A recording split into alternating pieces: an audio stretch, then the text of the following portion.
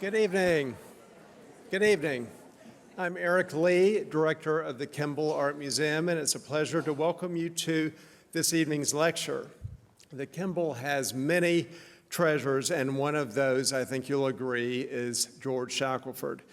George has been Deputy Director of the Kimbell since January of 2012. He is one of the leading authorities on 19th and early 20th century French art.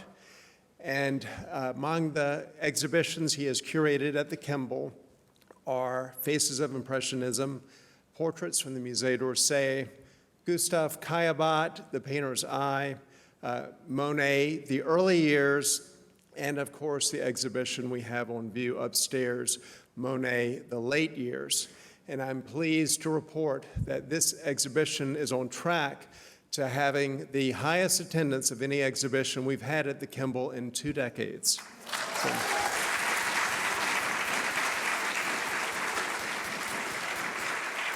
Before the Kimbell, George was chairman of European art at the Museum of Fine Arts, Boston, and before that, curator of European art at the Museum of Fine Arts, Houston.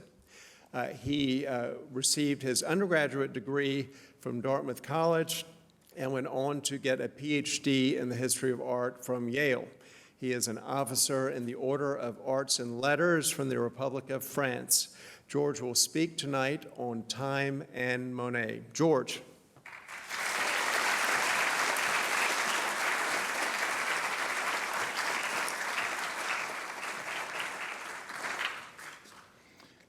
Thank you, Eric. And thank you all for coming this evening. It's such a pleasure to have everybody here on such a nice summer night. Matt, can you take the light down just a little bit on me? Thank you. I don't need quite so much light going on. The subject of my talk tonight is inspired by the fact that the Kimbell owns 2 works of art that stretch across or rather that are bookends at either side of Monet's career. And so in our Monet collection, we embody the question of time. The work of art painted by a young man, the Pointe de la Hève at low tide on the left-hand side, and the Weeping Willow of 1918, painted when Monet was 78 on the right-hand side of the screen. So to honor these paintings, we did, as you know, in 2016, Monet, The Early Years, an exhibition of more than 50 paintings that spanned from Monet's first exhibited work from 1858 up until his establishing of his residency at Argenteuil in 1872, when he was 31 years old. And with Monet, The Late Years, we begin with a group of works from around 1905, 6, 7, but we really get started with this exhibition around 1914, when Monet revolutionizes his style and take you to the end of his life, when he dies in 1926. So, young man, old man, and the question of time. We can measure time by the calendar. And here I show you 2 calendars, one from 1844, when Monet was 4 years old. He was born in November of 1840.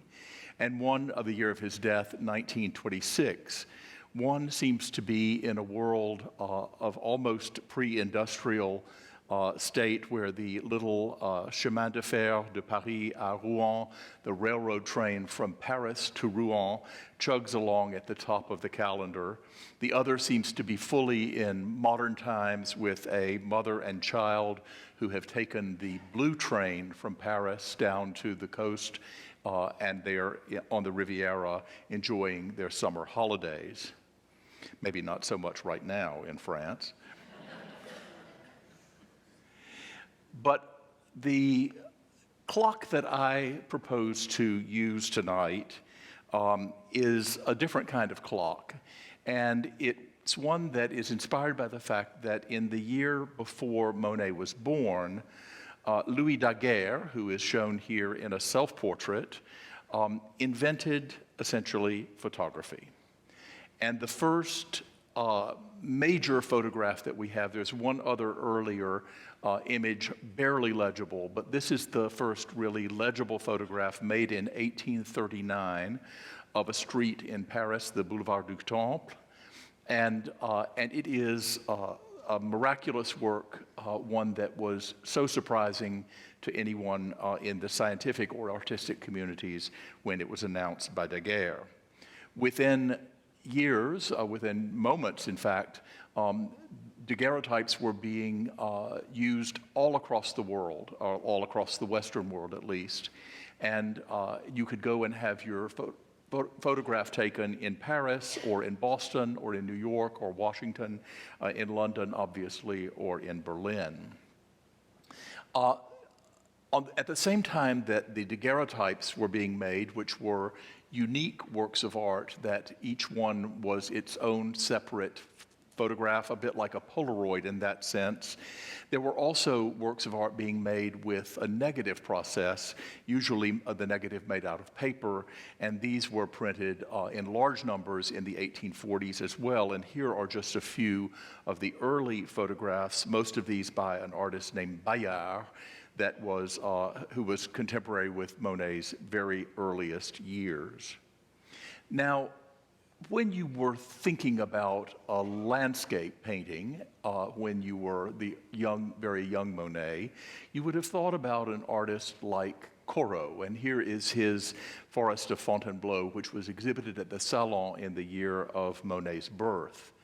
This is the kind of painting that was made through a process of Corot going out to the Forest of Fontainebleau, taking an easel, some paints with him, making a few sketches out from life in the forest, coming back to his studio and putting it all together into a multifaceted composition, adding a few cows for local color, and sending this thing off to the Salon, where it was received by one critic who said it looked at it as if it had been painted with the mud scraped off of the artist's boots. But simultaneously, artists were in fact making photographs, and here is a daguerreotype from about 1842 or 3, and I compare it to the earliest work that we know that Monet ever exhibited, which was here in 2016 from Japan, and it is painted by the 17-year-old Monet, an extraordinary accomplishment for one so young. He painted it under the tutelage of his friend Boudin, who was a specialist in the paintings of beaches and took Monet under his wing in his early years. The notion of this relationship between the camera, which seems to record such a very specific moment in time, and the painting, which seems to have a somewhat more eternal or longer-lasting effect, shall we say, continues on through the early years of Monet's career. And Gustave Le Gray would photograph in the Forest of Fontainebleau at the same place that Monet would be painting in the mid-1860s. Now, I don't mean to suggest that there's any real relationship between Le Gray's photograph and Monet's painting. The fact that they represent the same spot has to do with the fact that this was a prime spot for photo taking. This would be the place where you stopped to make your selfie in 2019 if you were going through the forest on the paved road that had been there since the 17th century. This view, one of many that was painted by artists in the Forest of Fontainebleau, not only Monet, but his contemporaries, Sisley or even Daubigny, the slightly older Daubigny, was the kind of sort of event that you would need to go through as a painter, in Monet's case, preparing to paint the big luncheon on the grass, which I'll show you a moment later towards the end of this talk, that was in the exhibition in 2016. Still, what you could do with a brush and what you could do with a lens are two fundamentally different things.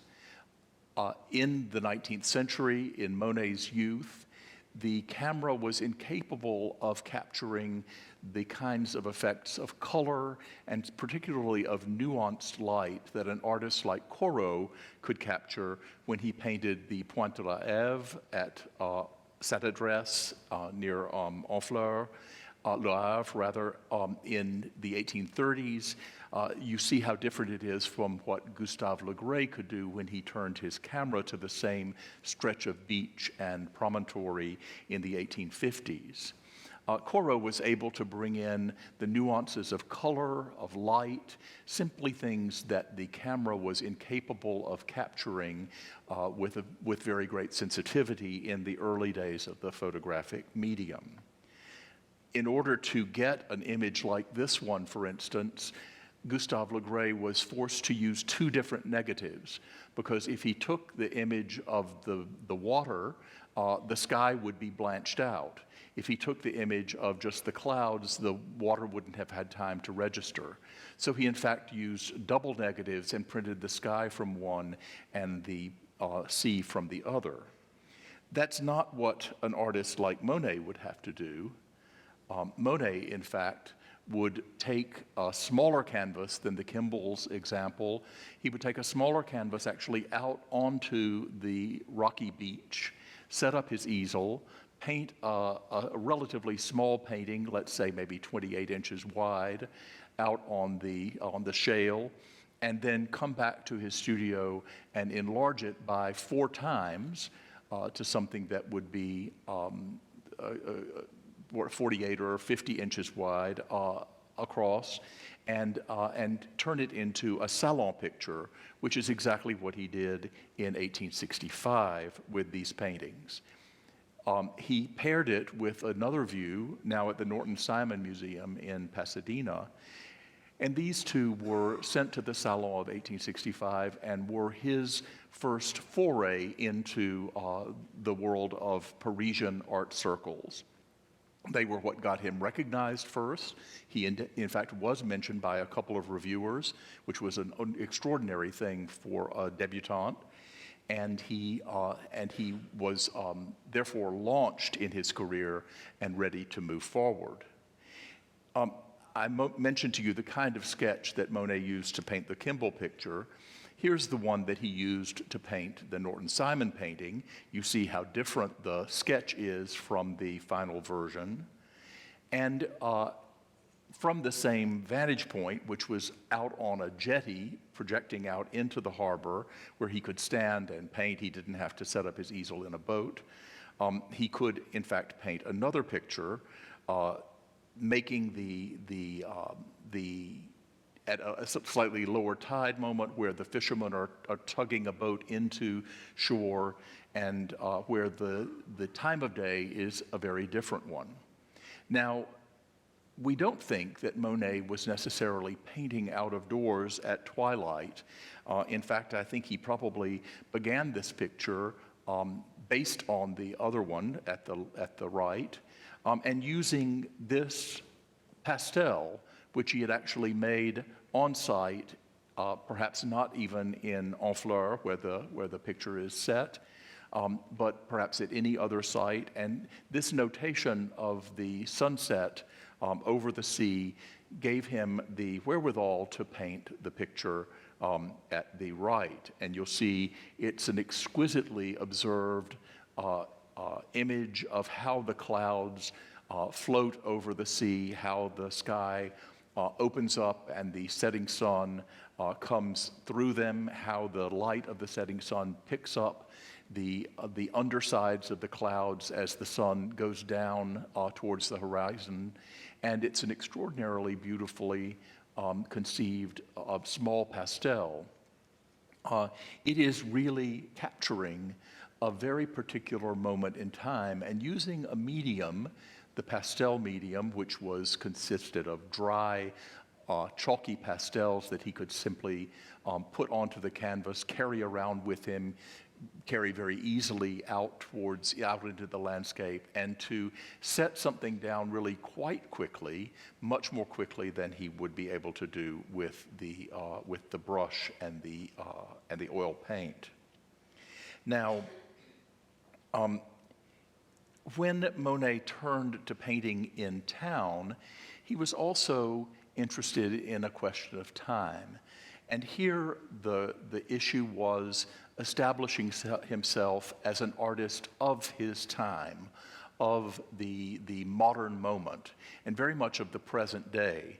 He was trying in paintings like these, the three that were on view here in 2016, the Church of Saint-Germain-l'Auxerrois at the left from the Berlin Museum, the Quai du Louvre from The Hague at the center, and the so-called Garden of the Infanta or Garden of the Princess from the Oberlin Museum at the right. In these paintings, Monet was really setting himself up in the same mood as Manet, who had painted the Tuileries Gardens just a few years previously. And it was, in fact, in the summer of 1867 that Monet, or the spring of 1867 rather, in advance of the opening of the Universal Exposition of 1867, shown here by Manet, that Monet set out to paint these views of Paris, the first views he had in fact painted in the city. Now, in painting a picture like Saint-Germain-l'Auxerrois, Monet was depicting one of the sort of great Gothic monuments of Paris. It's not Notre Dame, but it was in fact a medieval church. Close upon the facade of the Louvre, he was actually standing on a balcony outside the second floor of the Louvre and looking out, not at the works of art that were in the Louvre, but looking out onto the street outside the museum, turning his back, as it were, on the museum itself. And he was not concentrating on detail in the way that an artist like Henri Lessec had done when he photographed a Gothic cathedral here about a decade earlier. Which is not to say that he wasn't interested in the photograph.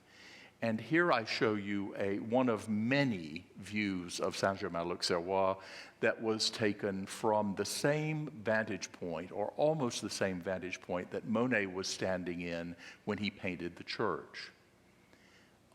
I believe that it's a photograph like this one, not necessarily this very one, but one like it, that Monet used to set up the composition, because here I've overlaid the photograph, the brown part, on top of Monet's painting, and you'll see how they line up almost line for line.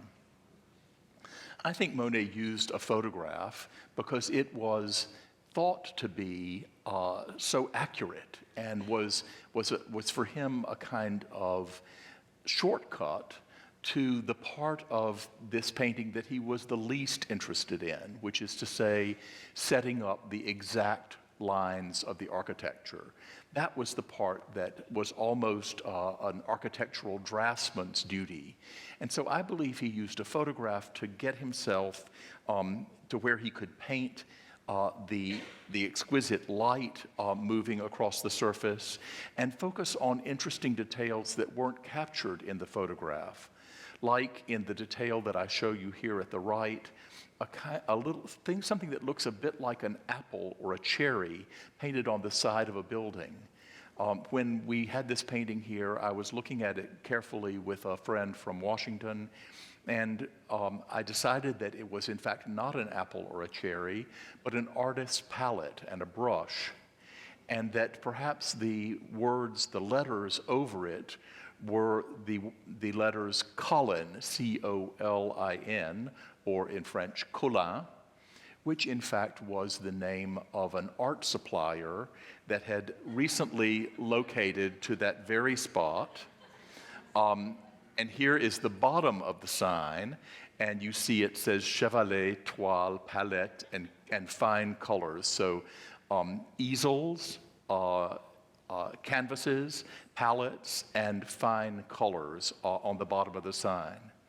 It may interest you to know that this location had, until a few years earlier, been the site of the famous Café Momus, the Café Momus that is in the great Puccini opera La Bohème, where the Bohemians gather, and indeed did gather in the area around the Louvre in the Romantic period. But what Monet was really trying to do is to capture the fragmentation of light as it moved across all of these little details.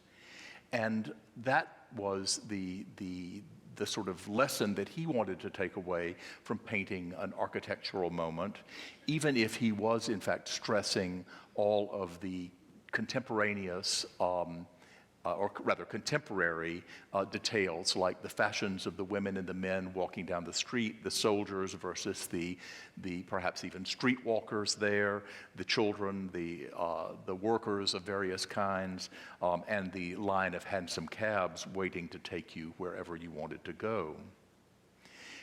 It's the extraordinary speed with which Monet was working at this period that brings us back again to the question of time, because the youthful Monet was learning what to do and how to do it at an extraordinary pace. It was a remarkable development, and those of you who saw Monet the early years will remember how with every picture it seemed that he was learning something new, and that he was able to achieve a new goal, to reach a new standard for himself.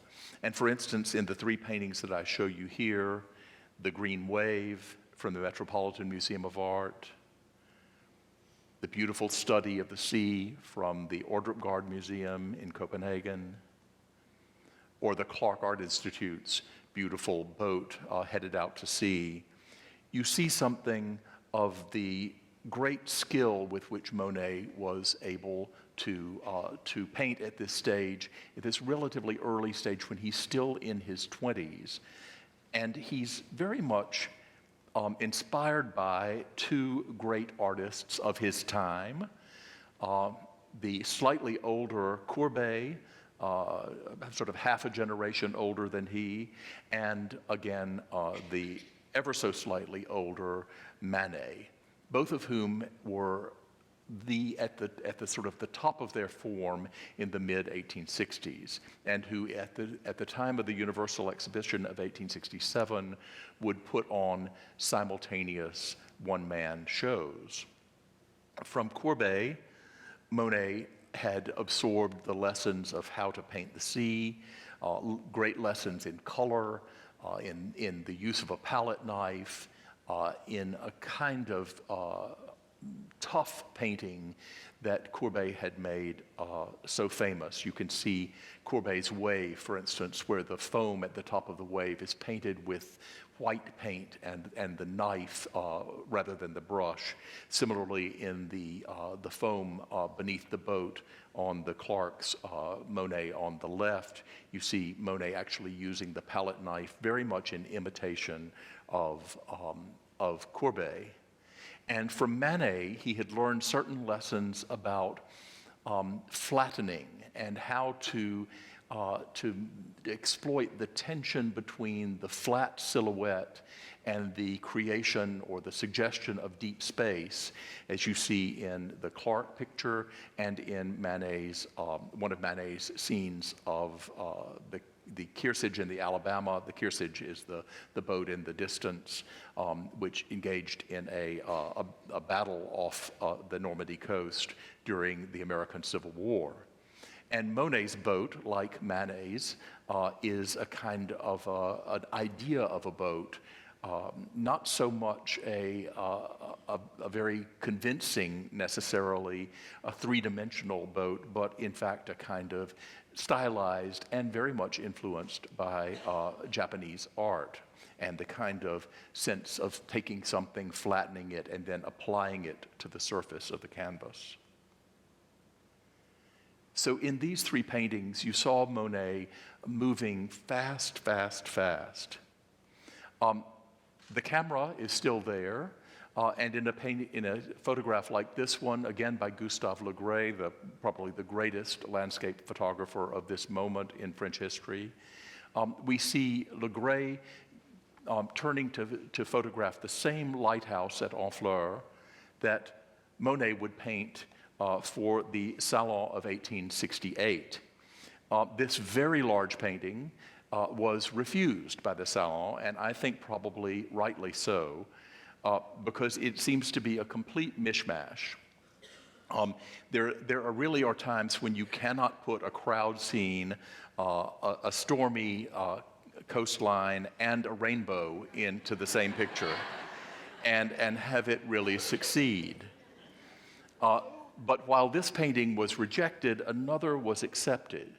And unfortunately, we know it only from a little cartoon that you see here, reproduced in a satirical journal that was sort of lampooning the paintings that were seen at the Salon.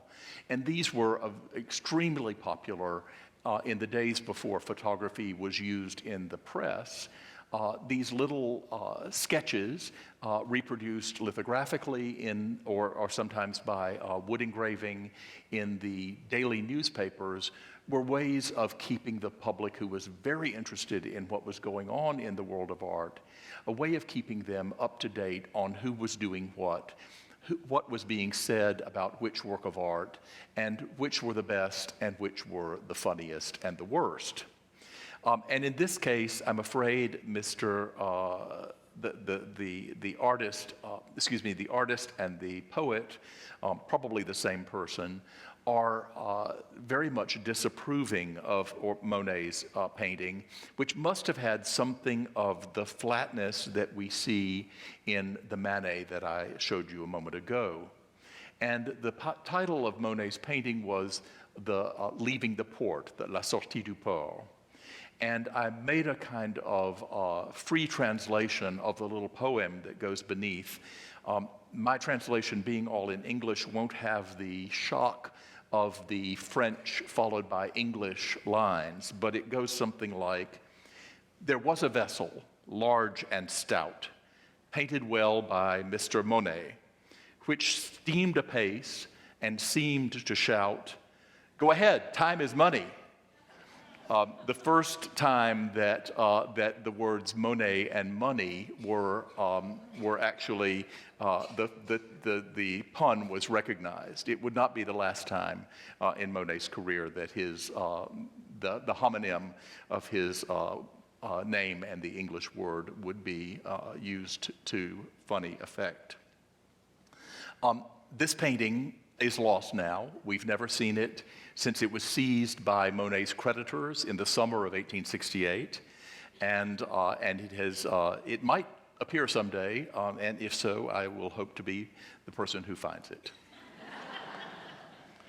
So here we have the young Monet, as we've come now to admire and know him, and he is at this point really the accomplished painter that he will remain for the rest of his life. Still an artist who was constantly seeking to evolve the way he works, to take the ideas that are constants in his art and to see how he can apply them with changing style and changing subject matter, and this will last for the next 40-odd or 50 years of his career. In a work like The Magpie, this extraordinary work, perhaps one of the most beautiful in Monet the early years, we see him seizing on an incredibly beautifully bleak day, a day where it's obviously very cold outside. The snow has not begun to melt. The snow that has fallen on the trees in the distance still sits atop the limbs like icing on the outspread branches. And he is seizing the moment when a magpie lights on the fence and sits there for a moment, checking out where there might be some food, perhaps, where there might be a watch or a ring to collect. and that beautiful spot of black against the wonderful symphony of white colors that surround it is that sense of picking a moment and telling you this is a particular time, and yet you could stand there and the painting would stay the same and the same and the same. Similarly, the moment when his wife turns to look back at him as he is standing within their rented house, kind of a grim house, probably they didn't have much money at all. She is in her semi-fashionable red cape and under an umbrella that is topped with little bits of snow. She's standing outside and turns to look back at her husband through the window, and he seizes on that moment as the moment at which he is going to paint her. Clearly, well, I hope that she didn't actually stand outside and pose for any great length of time for him, but he's bound to have had her go and stand there so that he could remember what she was like and what the way that the light fell on her fur-trimmed coat and on the umbrella and on the leaves beyond her. This extraordinary painting, which was the cover actually of Monet, the early years, from the Cleveland Museum of Art, is one of those that expresses, I think, a very clear moment, not only in Monet's development as an artist, but also in his emotional life. For Camille Monet was to die about a decade later.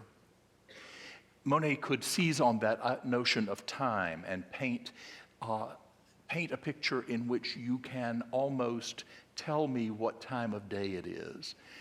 You know that this is the morning light.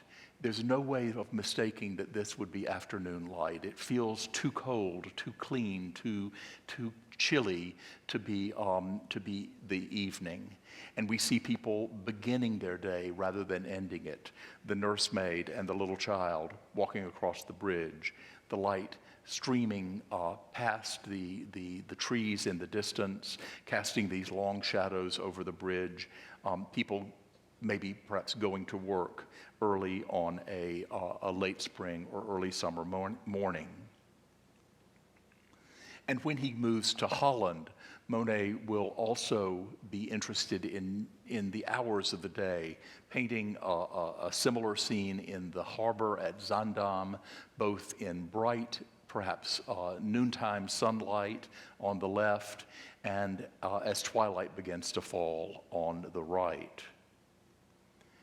These are emblematic of the kinds of pictures that were well known both in the print, in the world of printmaking since the Renaissance, and in painting, particularly in the 18th century, where artists like Vernet, Joseph Vernet, that I show you here, would paint cycles of the day. And I show you two from a series of 4. This is morning and night. But Monet, when he painted the daytime and evening scenes at Zaandam, though he didn't create them as a set, he nonetheless was responding to this tradition in French painting of painting the times of the day, and sometimes they would be coordinated with the occupations that happened at different times of the day. When Monet was in Argenteuil, in fact, in one series of paintings, he seems very explicitly to have set out to chart the times of the day. Perhaps not painting the series in any specific order, but nonetheless, when we line them up, we get a very strong sense of the setting sun and the light changing as the sun moves down and to the west, that is to say, to the right of the picture. He's looking up at the little pseudo-chateau that you see in the distance, which stood right by a factory. So the tower of the chateau and the factory chimney are silhouetted against the setting sun. when later in 1872, in November, in fact, and at 7:35 on the morning of, I believe it's the 9th of November, I'm not quite positive, Monet painted the picture Impression Sunrise. Of course, that's much too precise, but this is what a meteorologist from Texas Tech has decided. And he has done it through very careful study of the tides. We know that the tide must be high for the boats that are in the distance to be so close into the harbor. We know at what times the sun rose. We know what building Monet was painting from. So we could, this scientist has been able to suggest that it might have been painted at a very particular time of day on a particular date. What I would say is that it is about sunrise. And so you would not be surprised to know that there is a painting about night to go with it. So that the times of day, sunrise and evening, are expressed in this an artificial pair, nonetheless, but nonetheless paintings of the same moment, of the same scale, meant perhaps to cover all the bases of the hours of the day. Now, we talked a moment ago about the seasons, and as Monet paints the times of the day, he also paints the times of the year. And here I show you the road outside Vétheuil, where he moved with his family in 1877, I think, and where he painted for several years before he moved to Giovani in 1883. These two views of the same stretch of road in Vétheuil were painted, obviously, in the wintertime and in the spring, and they are just a pair of many such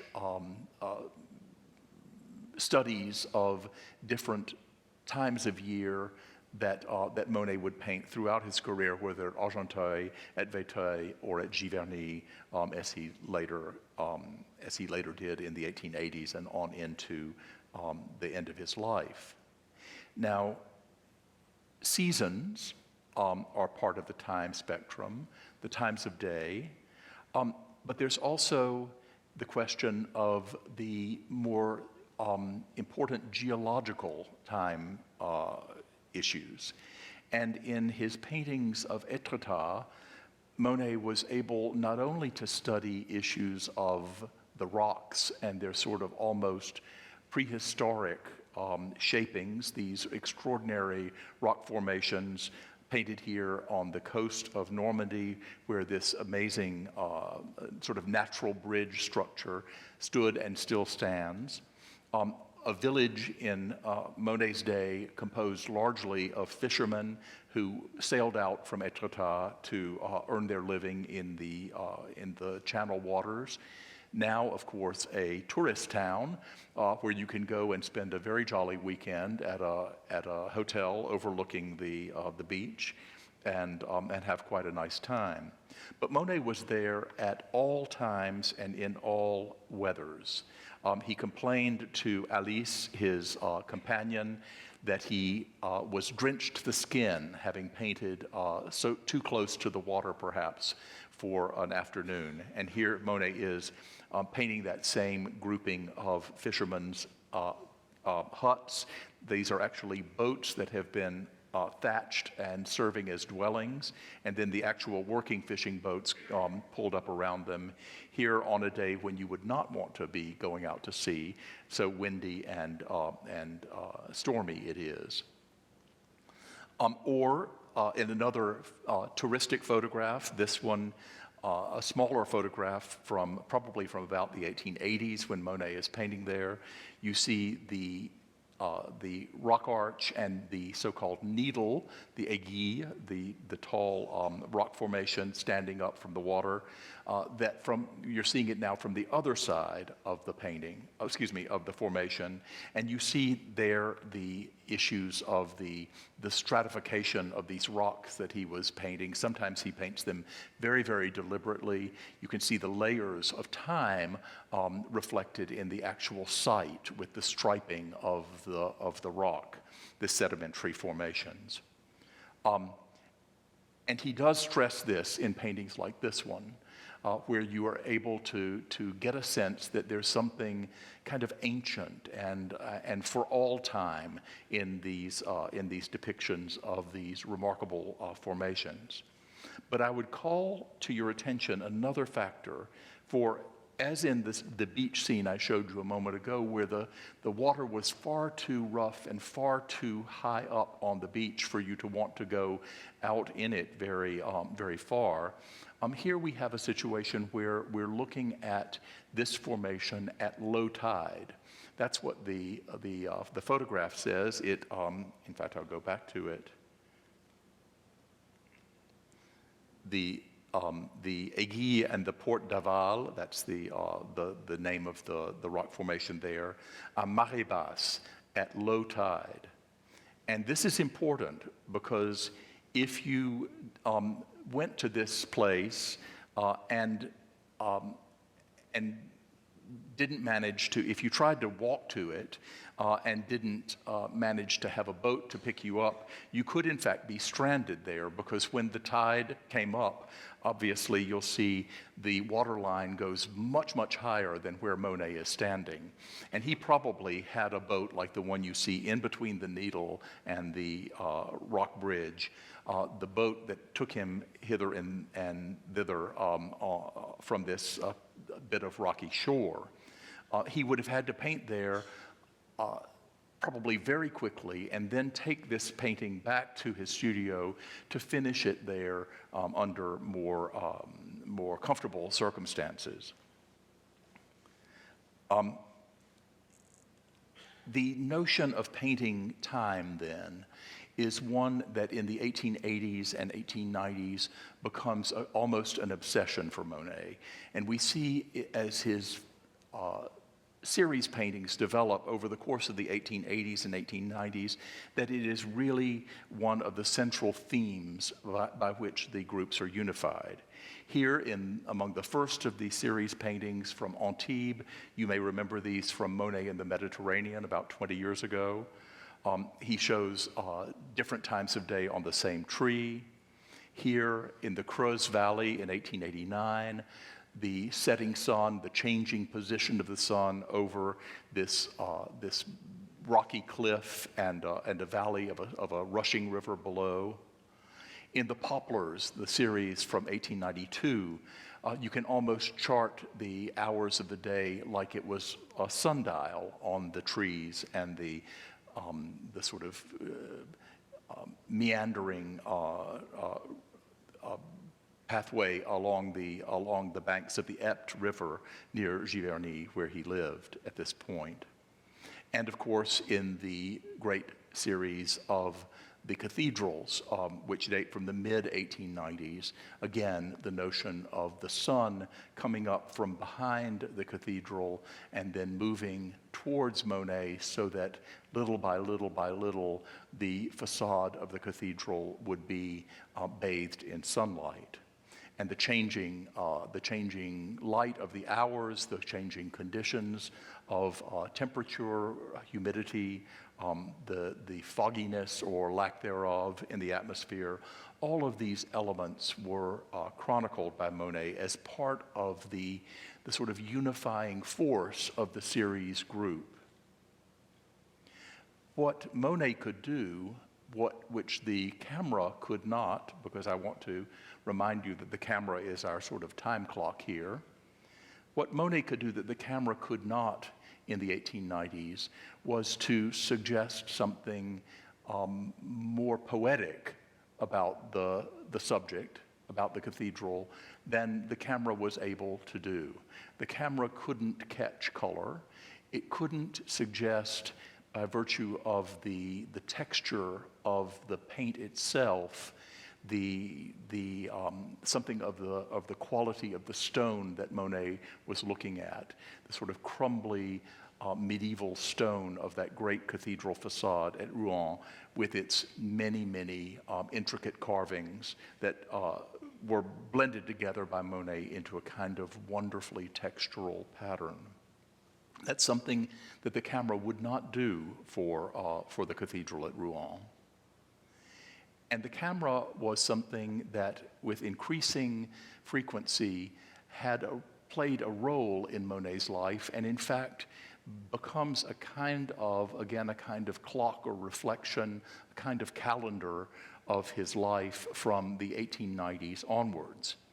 Here we believe we see Monet in shadow at the bottom left, leaning over his relatively newly planted pond in which water lilies are growing. This has to be after 1894, when Monet first planted the water lilies in the pond, and probably in the last years of the 90s, or maybe the very first years of the early century, with taking a photograph with the Brownie camera that his son Jean had obtained, and of which he was to become a great practitioner in the years that followed. And again, the notion of times, the notion of seasons, the notion of changing light, this is all what Monet's works of the early years of the century are about. And in the exhibition upstairs, we have 5 great paintings from the water lily cycle that Monet began in 1904 and which would extend until 1908. And we have the painting these are all details from 3 versions of the same composition. The one that we have upstairs is the one that's in the detail on the far right here from the Denver Art Museum. But we see him moving through the same composition through different hours of the day. Monet liked to rise early to begin to paint, then perhaps to come back and paint the garden again in the afternoon. Noontime was not his favorite hour because he felt the light was too bright. And we see him again and again through all of these images dealing with the times of the day. The photograph standing in his studio in 1913 with works from the 1890s hanging on the wall, and that beautiful work from the 1860s in the background. I would note that this photograph is taken after the death of his second wife, and you don't see the paintings of his first wife in photographs while his second wife is living.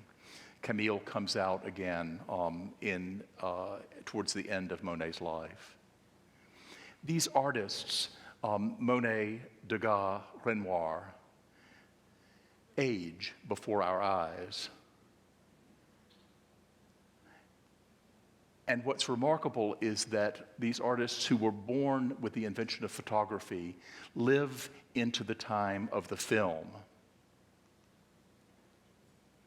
So we have Sacha Guitry standing on the boulevard outside Degas' house, catching Degas. You see him there with a bowler hat and the cane. This is on a loop because Guitry could only get about 10 seconds of Degas before Degas passed him. Some people think Degas doesn't see Guitry. I think he sees him completely because everybody else does. This is a picture of an old man, the man who would paint again and again works like these, including this one, which was in a Fort Worth private collection and will be in Renoir, The Body, the Senses, coming up in October. Or Renoir, the old man whose hands are so arthritic that he can't hold the brush except by having his hands bound up with linen tape so that the brush can be stuck into his crippled fingers, where he then valiantly keeps on painting. This is from 1915, and he would die 4 years later. But meanwhile, he would have painted works like these. Extraordinary images of the female nude. Again, all of these coming up in Renoir, The Body, the Senses. And Monet, in his garden. standing with Sacha Guitry in front of the house. We see them talking perhaps about garden plants, because Monet was advising Guitry on what he should plant in his own garden. Occasionally you see the little dog coming down the pathway at them. Some of you who were here for Robert Gordon's lecture will remember that he told us that the dogs in fact belonged to Guitry and not to Monet. Then we go to the garden, to the Japanese bridge, where we see Monet standing beside the pond and applying paint to his canvas. A longer version of this is in the exhibition upstairs. And he's making paintings like this one, giant 6.5-foot tall paintings, 2 meters high, which he will combine into longer compositions still in the massive studio that he builds in 1915, in which he is about to undertake the work, the great work of the end of his life.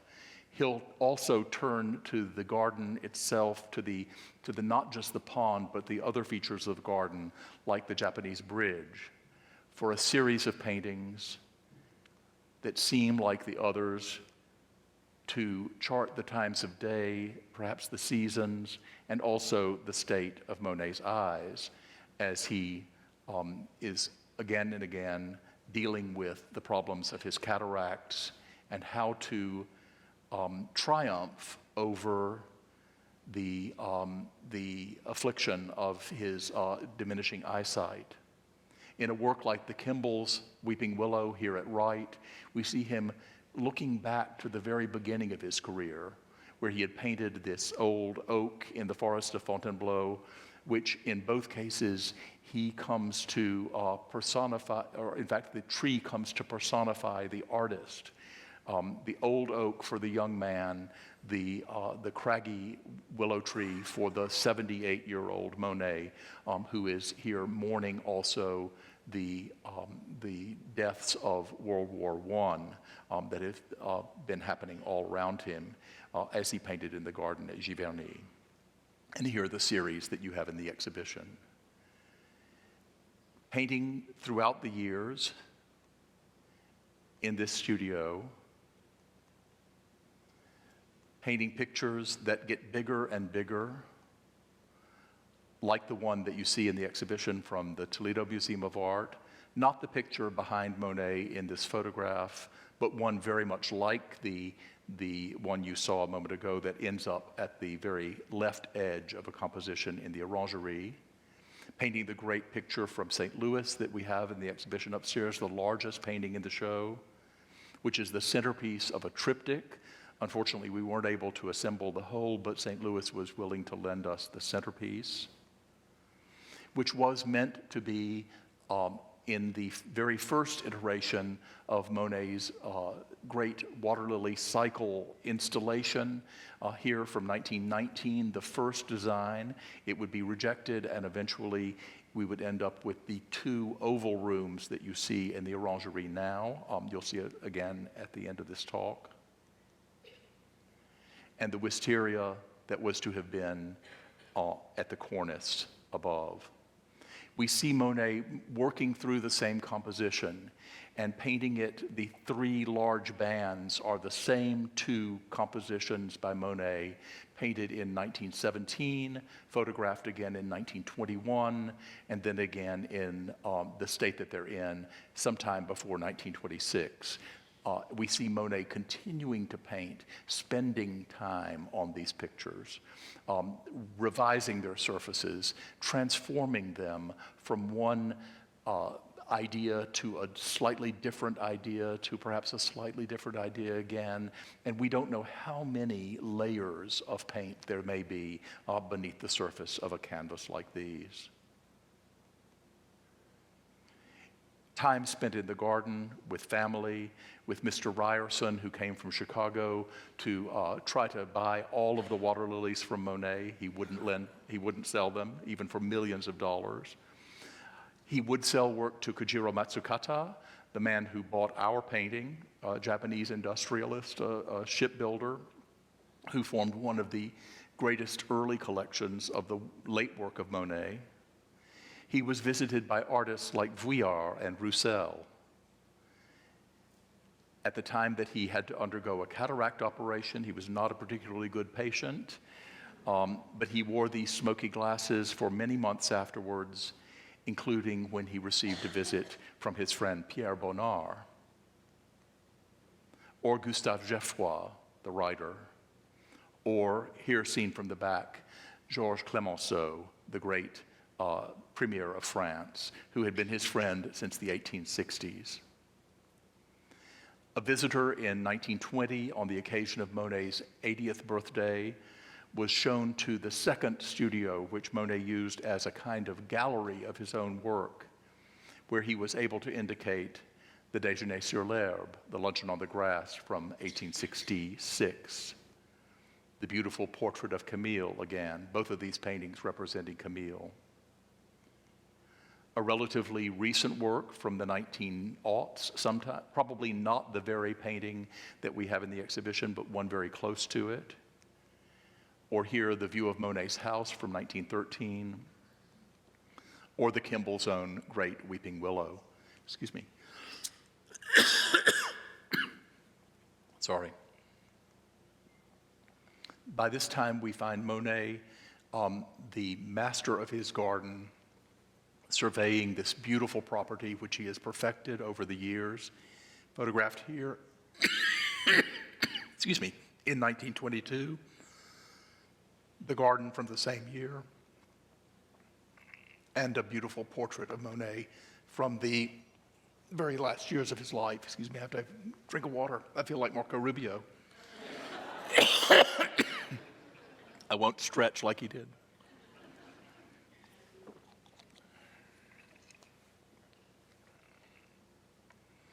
And then we have Monet's death in 1926. Here's his funeral with Clemenceau with the walrus mustache standing in the center of the mourners. And shortly thereafter, the institution of his 2 rooms at the Orangerie of the Tuileries. Here's opening day, Clemenceau again, standing there again, the walrus mustache. And the rooms as they appear nowadays, with this great cycle of decorations that explore the times of the day through a group of compositions that stretch over 2 gigantic oval rooms. But what happened to all the paintings that were left behind with Monet? Here he is, standing towards it. I beg your pardon. Standing towards the end of his life in that wonderful studio that was actually attached to the house. Here it is, probably just after he died, with an extraordinary number of Japanese bridges and weeping willows hanging on the walls. Works of art that suddenly had almost no value, because the late work of Monet, after Monet died, was hardly of interest to anyone. Bonnard might have taken an interest, because when he had seen a work like this in Monet's studio in the 19-teens, he might have learned a lesson for a painting that he would make 2 years after Monet died, the beautiful picture that we've acquired last year for the Kimbell Art Museum. It wasn't until the 1940s that the time had come for Monet's late work. And the signal event is the 1949 exhibition at the Kunsthalle in Basel. Here's a picture hanging in that exhibition, and it's an important painting because you're going to see it on a couple of occasions again. There it is in a color photograph taken from a magazine. And here is the next big exhibition at the Kunsthalle Basel, which is of American painting, this from 1950, I think, where you see works by Rothko on the left and by Barnett Newman, Rothko on the right and Barnett Newman on the left, with an attentive audience of intellectual Swiss people. And there was this work of art, which then was purchased by MoMA. Purchased by Alfred Barr for the Museum of Modern Art. This painting was the first great work of Monet's late years to be seen in North America. And it was heralded by Life magazine, among other things, who began to talk of a Monet revival with artists like, suddenly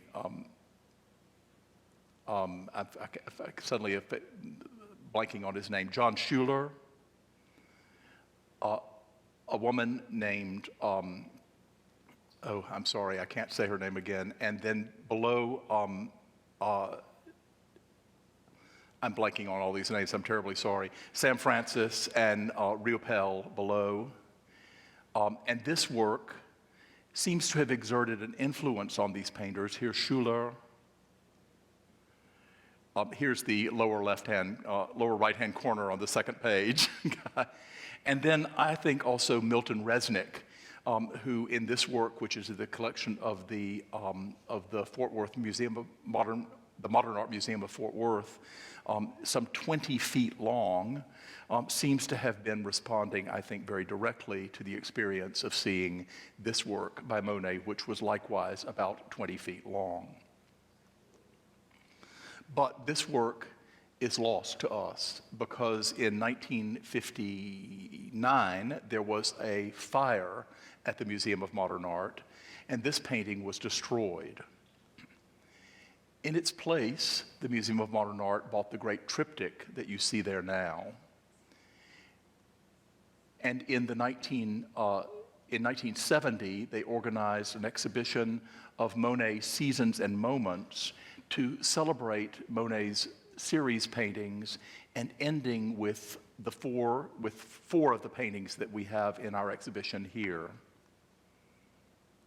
In the later 1970s, the really important development was that Gerald and Florence van der Kamp, a Frenchman and his American-born wife, led the charge for the restoration of Giovani. And with funding mostly from American sources, they were able to restore the garden, which had been abandoned and allowed to be overgrown and unkempt. The van der Kamps raised money from people like the Annenbergs, Lila, Wallace, and the gardens reopened in 1980 as brilliant and beautiful as they were in Monet's lifetime. Here you see Monet standing in the great central walkway and the view of the walkway today, and the Japanese garden with the Wisteria bridge.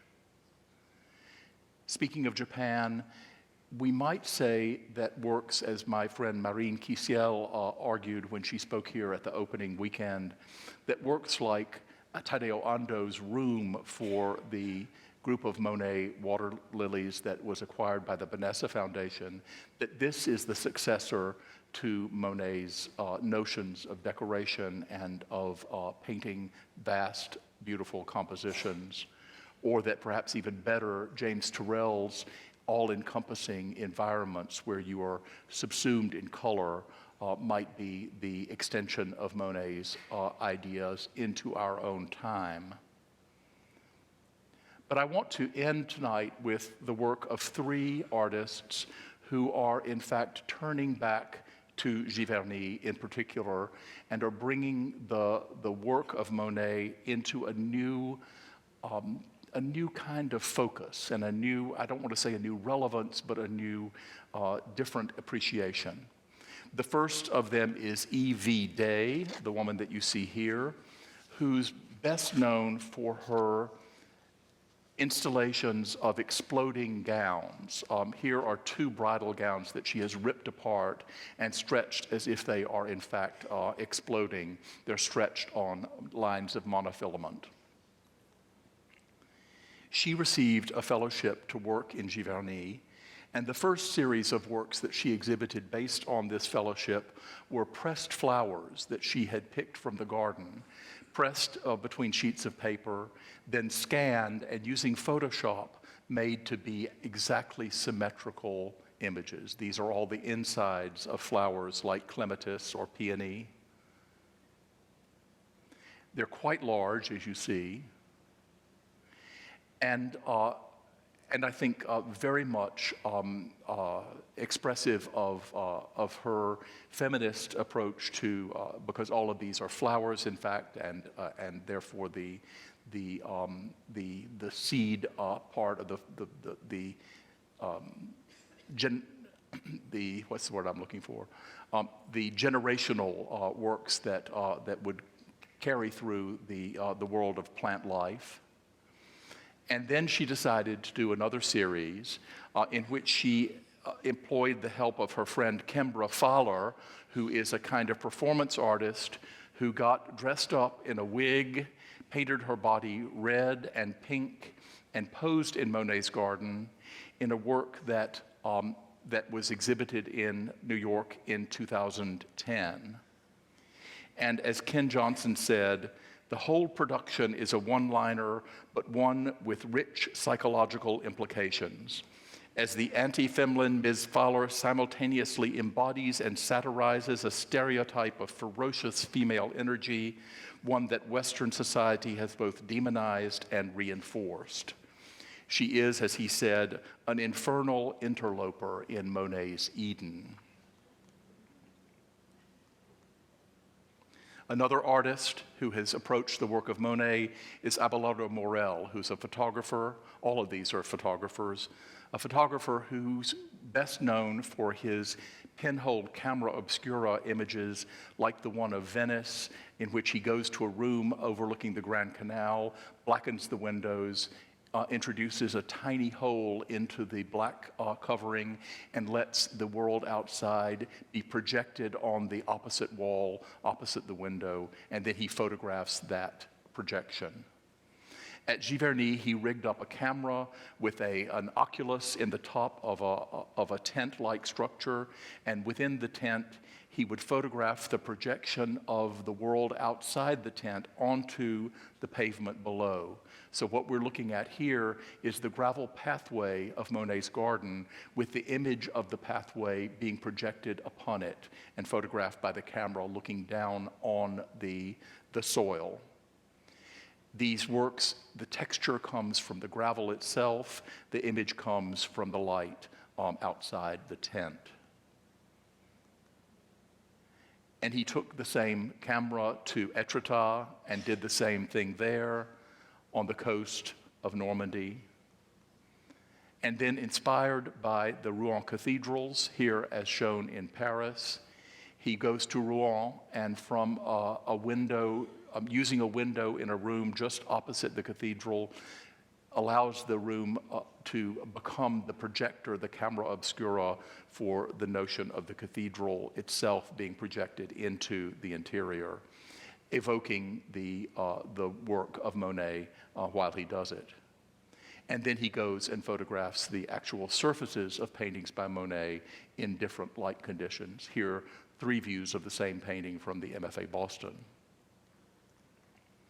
And finally, I want to close with the work of an artist named Mark Fox, who has really taken the notion of time and the depiction of time into a new dimension, literally in a way, because Mark Fox, like E.V. Day, received a fellowship to work in Giovani, and he was given a key to the garden. He could go in at any time of the day.